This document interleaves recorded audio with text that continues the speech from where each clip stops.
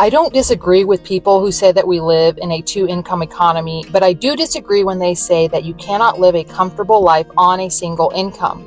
Our family of 10 not only lives a comfortable life, but we have managed to lead what I think is a very healthy lifestyle in comparison with many other people. This isn't despite living on a single income. I believe it's because of it. Hey, I'm Andrea, wife and mom of 8. For almost 19 years, I've been doing my best to raise my family in a healthy, natural way on a limited budget, and I love sharing what has worked for us. So there's 4 big things that contribute to us thriving on a single income. I'm leaving the most important one for last, but the first one is definitely very fundamental, and that is, don't compare yourself to the average American family or the so-called average American family. So I actually grew up the oldest of a large family, 16 kids to be exact. I guess I didn't have a lot of the expectations that are put out by Hollywood and now by social media about the things that a family needs to do or needs to have to be happy. Having your own room, expensive vacations, shopping for brand new clothes, extravagant Christmases,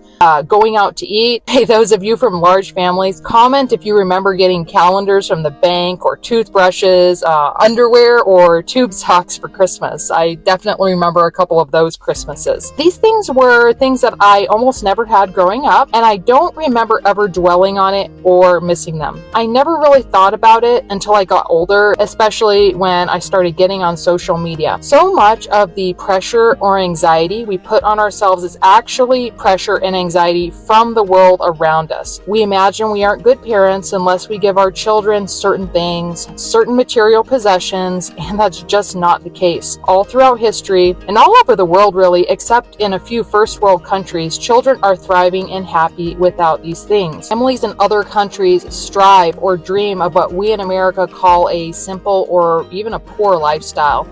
You have to throw the paradigm of the perfect family with 2 cars or maybe 3 or 4 now, and everyone has their own bedroom and big vacations. I don't know what else. You have to throw that paradigm away and stop stressing over what everybody else is calling normal, or you simply will not thrive and be happy on a single income. My next tip has a lot to do with food, and I have quite a bit to say about food because, of course, it's the one thing in our budgets that we have quite a bit of control over.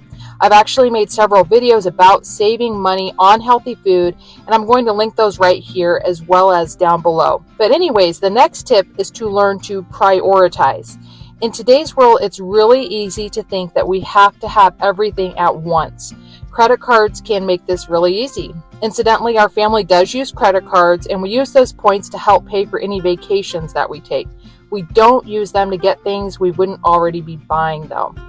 But if you're like me, you're trying to prioritize your family's health with healthy food or holistic health care, and things can get kind of tricky. There's just so much information out there, and it seems that everywhere we turn, we are finding out that there is some terrible additive or something unhealthy about the foods that we once thought were safe. For myself, I have found that I will go crazy if I try to take every single bit of information and remember it while making a shopping list. I did this when I was younger, and I felt so stressed every time I went shopping. So I've had to come up with a list of priorities that are tailor-made for our family. Our family has some food intolerances, so I definitely prioritize staying away from those foods, even if we have to buy something that's a bit more expensive. I also prioritize having a good amount of animal protein every meal. We often can't afford to buy organic or grass-fed beef or pork, but in my eyes, it's more important to have that protein than to have the perfect protein. Our energy levels are higher, and we just feel generally better if we make sure that we are consuming animal protein at every meal. I also make sure that we don't buy trans fats or any other unhealthy fat. Lots of coconut oil and butter, even if it isn't grass-fed or organic. Next, I make sure to use whole grains, frozen fruits and veggies, and fresh if we have the money. If there's extra in the budget, then I can focus on sourcing these locally, organically, grass-fed, or all those other good labels. I've seen a lot of moms freaking out because they aren't able to keep buying the same healthy foods their family was accustomed to with inflation and all the issues with our current economy. You know, you are already doing so much for your family if you are cooking from scratch and avoiding eating out too often, or maybe eating out at all. The labels that we have are good. They tell us where the food comes from to some extent,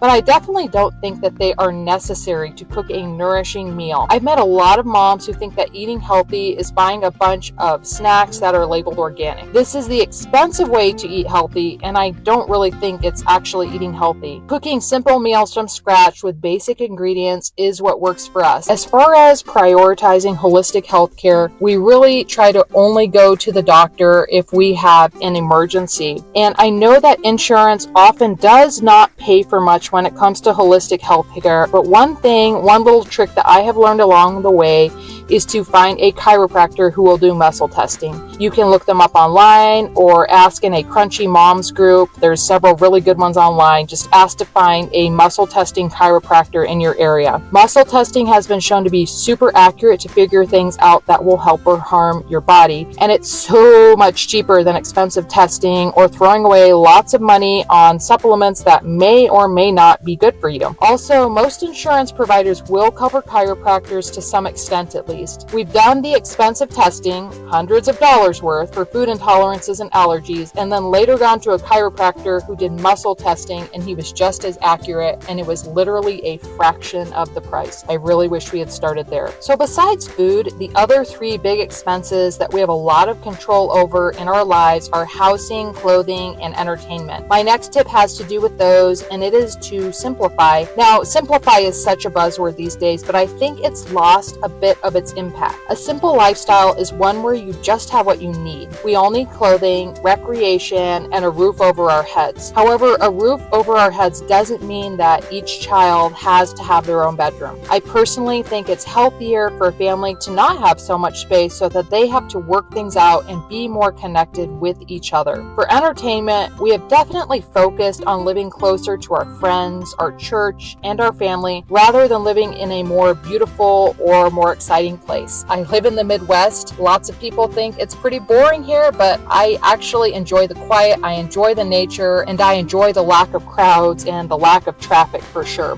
When I was first married, we chose a lower priced home that was 45 minutes from the nearest Walmart and 20 minutes from any type of grocery store. That definitely taught me to menu plan. I did live close to family and friends though. Not only were they there to help when I ran out of certain ingredients, but the emotional support during my early years of marriage was invaluable. And now my children are growing up with their cousins and they are making close family connections, something that I actually did not have growing up.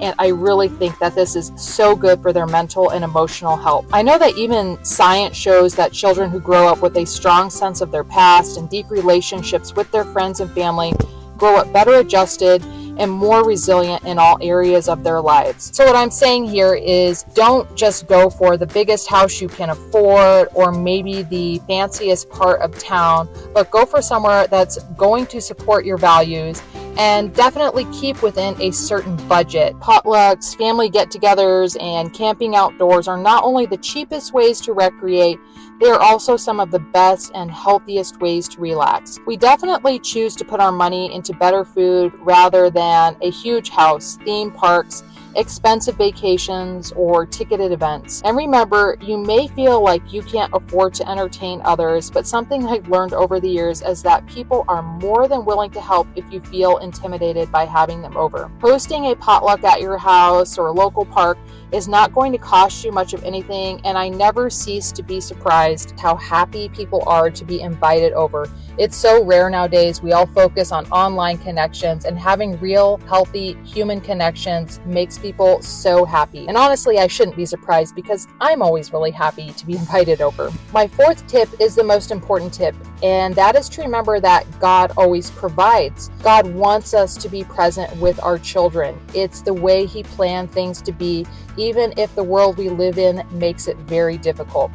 If we are trying our best to do that, to do His will, to be with our children, He will make it possible. Though sometimes we do have to take a leap of faith. I have many friends who also have large families and tight budgets. They all of them have stories about how God has stepped in whenever a large expense that wasn't in the budget popped up. One question that people really seem to struggle with when living on a single income is, How am I going to save for retirement or set up any kind of savings plan? I know many people who are able to do these things on a single income. They're often really good at budgeting, but it can be difficult, especially if you're investing in better quality foods and maybe holistic health care. My biggest tip for this, though, is to remember that living on a single income is generally temporary. My oldest is actually graduating this year, and I can't believe how quickly the time flew by. I know that my babies will be older and more independent before I know it, and that I could get a job if we needed to. Money can always be made, but your children will not always be there. Also, this may seem controversial, but I'm going to say it. I fully expect my children to help me as much as possible when they get older, as I will be helping my parents. Now, I know sometimes you do need a nursing home or hospice care, but as I said, God does provide. It amazes me that it's considered the best thing for both parents to leave their children